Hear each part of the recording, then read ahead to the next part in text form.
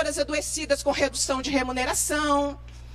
Nos mesmos municípios que vocês mostraram os videozinhos de vocês. Mas eu quero registrar o desrespeito. O desrespeito que vocês tiveram com a Comissão de Educação, Ciência e Tecnologia. Vocês falaram de tudo.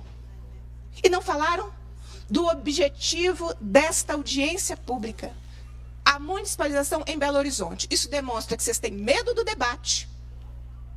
Que o que vocês estão planejando, vocês não querem contar para a população belo-horizontina, nem para as comunidades escolares, que vocês querem pegar todo mundo de surpresa, de modo que as comunidades não possam compreender os reais impactos do projeto Mãos Dadas além do marketing. Vocês demonstraram medo do real debate aqui hoje, que está sendo feito no horário de trabalho, que a categoria não tem condições de mobilização, porque eu só posso fazer durante o horário de trabalho.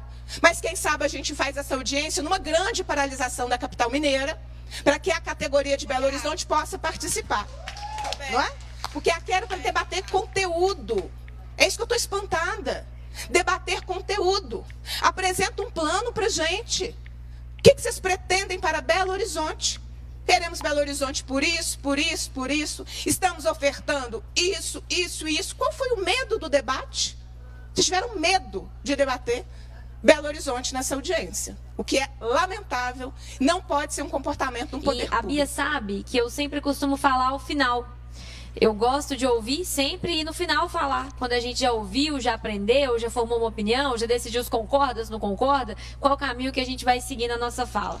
Mas eu tinha cutucado a Bia antes dela falar, Gustavo, te cumprimentando também pela Secretaria de Estado, cumprimentar o Fernando, que estava presente até alguns minutos aqui. Mas eu tinha cutucado a Bia e falado assim, Bia, posso falar? A Bia falou, peraí que eu vou falar, depois você fala.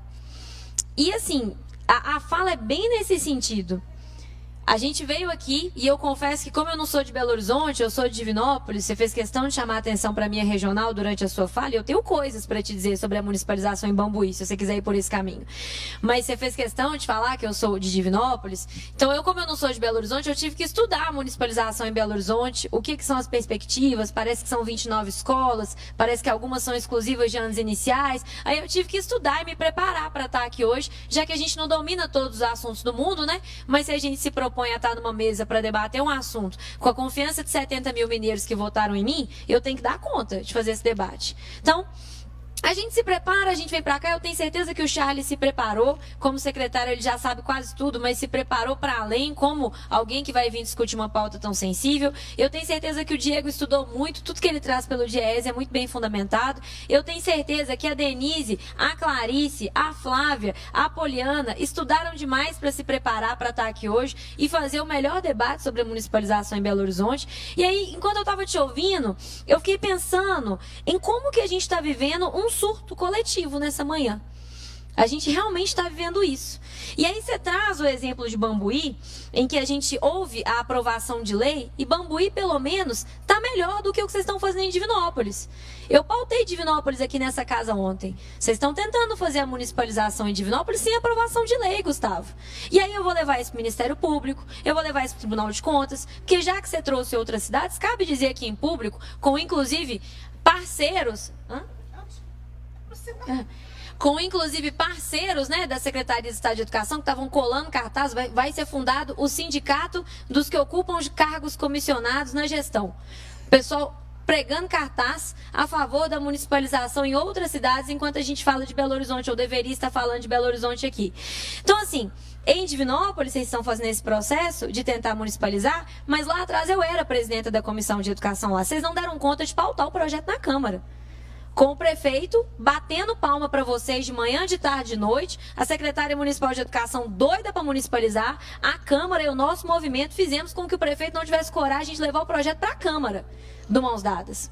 E agora, vocês estão tentando municipalizar sem aprovação de lei. Fiquei muito satisfeita, porque no seu slide você demonstra conhecer que é necessária a aprovação de lei. Então eu espero que vocês sigam o processo legal lá em Divinópolis, porque até então vocês não estão seguindo. Estão fazendo até reunião com a comunidade escolar para avisar que vai municipalizar, deixar os professores desorientados para pedir adjunção no município, sem aprovar a lei. Protocola a lei na Câmara, tenta passar, não vai passar.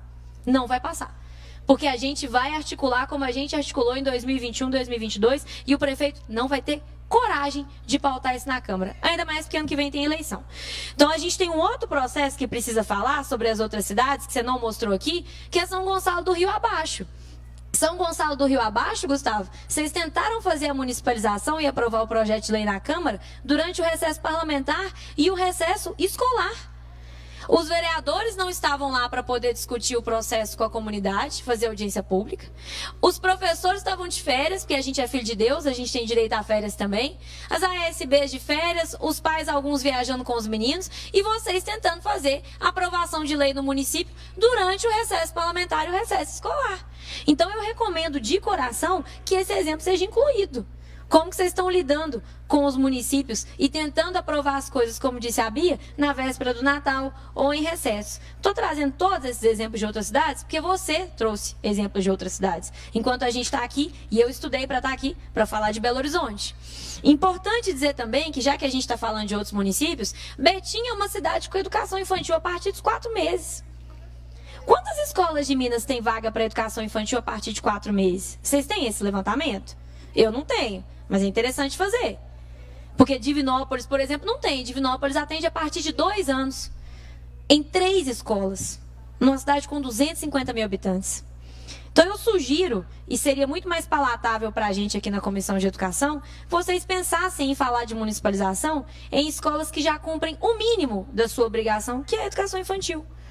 Agora, escola que não dá conta nem de oferecer vaga em creche para menino, falar que vai receber os alunos do Estado para ficar bem na fita com o governador, achar que a Comissão de Educação vai ficar omissa a isso, é muita ingenuidade de vocês, com muita sinceridade. Então, eu queria fazer essa pontuação aqui, que normalmente eu não faço. Eu sempre falo ao final, depois de ouvir todos os colegas, depois de aprender, porque a gente aprende na audiência pública. Eu aprendo muito aqui. A gente aprende na audiência pública e aí, depois de tudo isso, a gente tem a oportunidade de fazer uma fala mais completa. Por último, eu queria fechar que lá na sua aba da sua apresentação, Por que vale a pena?, você colocou no 3º quadrado assim: possibilidade de expansão das vagas do ensino médio. Isso é ilegal, viu, Gustavo? Você não pode falar que o Mãos Dadas vale a pena porque permite que a gente amplie as vagas do ensino médio. Essa é a Lei 12.768, que fala no final do corpo da lei que a expansão de vagas do ensino médio não pode estar condicionada à municipalização. Então, não usa isso como argumento positivo, não, porque isso é ilegal, segundo o texto que compõe a legislação do Estado. E se a gente vê esse tipo de situação, a gente vai ter que agir.